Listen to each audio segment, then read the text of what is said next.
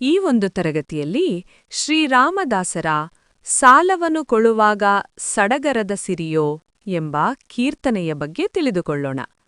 ಅದಕ್ಕೆ ಮೊದಲು ಕೀರ್ತನಕಾರರಾದ ಶ್ರೀರಾಮದಾಸರ ಪರಿಚಯವನ್ನು ನೋಡೋಣ. ಶ್ರೀರಾಮದಾಸರು ಕನ್ನಡದ ಪ್ರಮುಖ ದಾಸಕೂಟದ ಕವಿ, ಹರಿದಾಸ ಸಂಪ್ರದಾಯದ ದಿಗ್ಗಜ, ಕನ್ನಡದ ಪ್ರಸಿದ್ಧ ಕೀರ್ತನಕಾರರಾದಂತಹ ಶ್ರೀರಾಮದಾಸರ ಕಾಲ ಕ್ರಿಸ್ತಶಕ 1608ರಿಂದ 1682. ಇವರ ಸ್ಥಳ ಶಿವಮೊಗ್ಗ ಜಿಲ್ಲೆಯ ತೀರ್ಥಹಳ್ಳಿ. ಇವರ ಮೂಲ ಹೆಸರು ನಾರಾಯಣರಾವ್. ಇವರ ಅಂಕಿತನಾಮ ಶ್ರೀರಾಮತಾರಕ ದಾಸ. ಇವರ ಗುರುಗಳು ಶ್ರೀ ವ್ಯಾಸರಾಯರು. ಶ್ರೀರಾಮದಾಸರ ಕೊಡುಗೆ.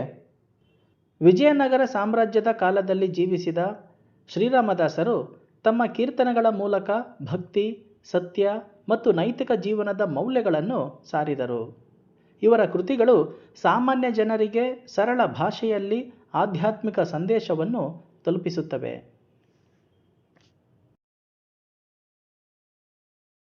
ಪದ್ಯವನ್ನ ಒಂದು ಬಾರಿ ಓದುತ್ತೇನೆ.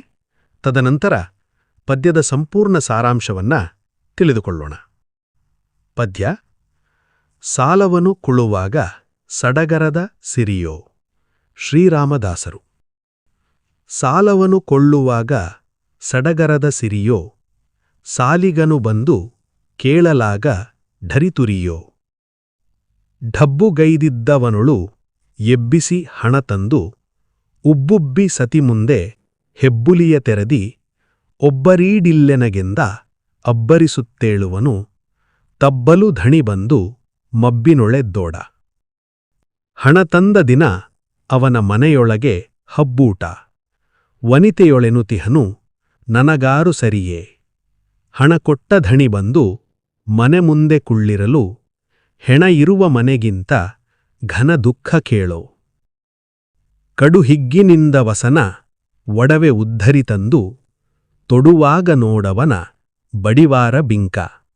ಕೊಡುವ ವಾಯಿದೆ ಕಳೆದು ಬಡಿಗೆಯು ಬರಲಾಗ, ಮಡದಿ ಸತ್ತವನಂತೆ ಇಡುವ ತಲೆಬುವಿಗೆ.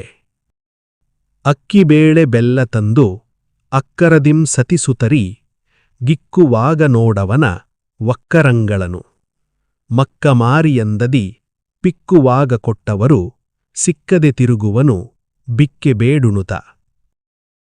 ಮನೆ ಮುರಿದು ಹೋಗಲಿ ವನಿತೆಯರು ಜರಿಯಲಿ, ಎನಗೆಡರು ಬಂದೊದಗಿ ಅನ್ನ ಸಿಗದಿರಲಿ.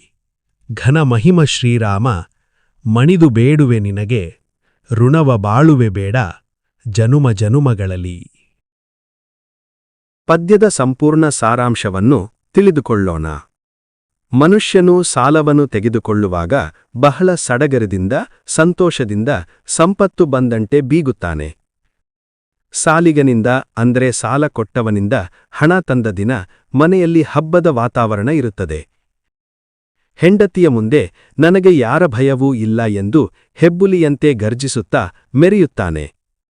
ಆದರೆ ಅದೇ ಸಾಲ ಕೊಟ್ಟವನು ಹಣ ಕೇಳಲು ಮನೆ ಮುಂದೆ ಬಂದು ಕುಳಿತಾಗ ಅಂದು ಸಾವಿನ ಮನೆಯಲ್ಲಿರುವ ದುಃಖಕ್ಕಿಂತಲೂ ಹೆಚ್ಚು ದುಃಖವಾಗಿರುವನಂತೆ ನಟಿಸುತ್ತಾನೆ.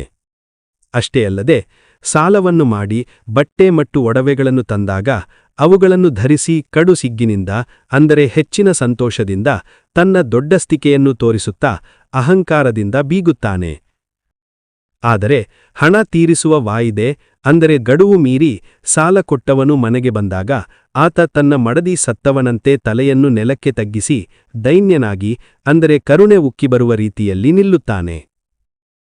ಅಲ್ಲದೆ ಅಕ್ಕಿ, ಬೇಳೆ, ಬೆಲ್ಲದಂತಹ ಆಹಾರ ಪದಾರ್ಥಗಳನ್ನು ಸಾಲಕ್ಕೆ ತಂದು ಅಕ್ಕರೆಯಿಂದ ಹೆಂಡತಿ ಮಕ್ಕಳಿಗೆ ಹಾಕುವಾಗ ಅವನ ಸಂತೋಷ, ಸಡಗರ ಅಧಿಕವಾಗಿರುತ್ತದೆ. ಆದರೆ ಸಾಲ ಕೊಟ್ಟವರು ತಮ್ಮ ಹಣವನ್ನು ಕೇಳಲು ಮಕ್ಕಳಿಗೆ ಅಂಟಿಕೊಳ್ಳುವ ಭಯಂಕರ ರೋಗದಂತೆ ಬೆಂಬಿಡದೆ ಬಂದು ಒತ್ತಾಯದಿಂದ ಕೇಳಿದಾಗ ಆ ಹಣವನ್ನು ಕೊಡಲು ಆಗದೆ ಕೊನೆಗೆ ಆತ ಭಿಕ್ಷೆ ಬೇಡುವವರಂತೆ ಅಲೆದಾಡುವ ಸ್ಥಿತಿಗೆ ತಲುಪುತ್ತಾನೆ. ಸಾಲದ ಬಾಧೆಯಿಂದ ರೋಸಿಹೋದ ಮನುಷ್ಯನು ಕೊನೆಯಲ್ಲಿ ದೇವರಿಗೆ ಅಂದರೆ ಶ್ರೀರಾಮನಿಗೆ ಮಣಿದು ಕಣ್ಣೀರಿನಿಂದ ಬೇಡಿಕೊಳ್ಳುತ್ತಾನೆ. ತನ್ನ ಮನೆ ಮುರಿದು ಹೋಗಲಿ, ಹೆಂಡತಿಯರು ನಿಂದಿಸಲಿ, ಅನ್ನ ಸಿಗದಿರಲಿ, ಓ ದೇವರೇ, ನನಗೆ ಬೇರೆ ಯಾವುದೇ ಕಷ್ಟ ಕೊಟ್ಟರೂ ಸರಿ, ಆದರೆ ಯಾವ ಜನ್ಮದಲ್ಲಿಯೂ ನಾನು ಸಾಲದ ಬಾಳನ್ನು ಬಾಳದಿರುವಂತೆ ಕರುಣಿಸು ಎಂದು ಪ್ರಾರ್ಥಿಸುತ್ತಾನೆ. ಒಟ್ಟಾರೆಯಾಗಿ ಈ ಪದ್ಯದಲ್ಲಿ ಸಾಲದಿಂದ ಪಡೆಯುವ ಸುಖ ಕೇವಲ ತಾತ್ಕಾಲಿಕ, ಆದರೆ ಅದರ ದುಃಖ ತೀಕ್ಷ್ಣ ಮತ್ತು ಶಾಶ್ವತ ಎಂಬ ಜೀವನ ಪಾಠವನ್ನು ತಿಳಿಸುತ್ತದೆ.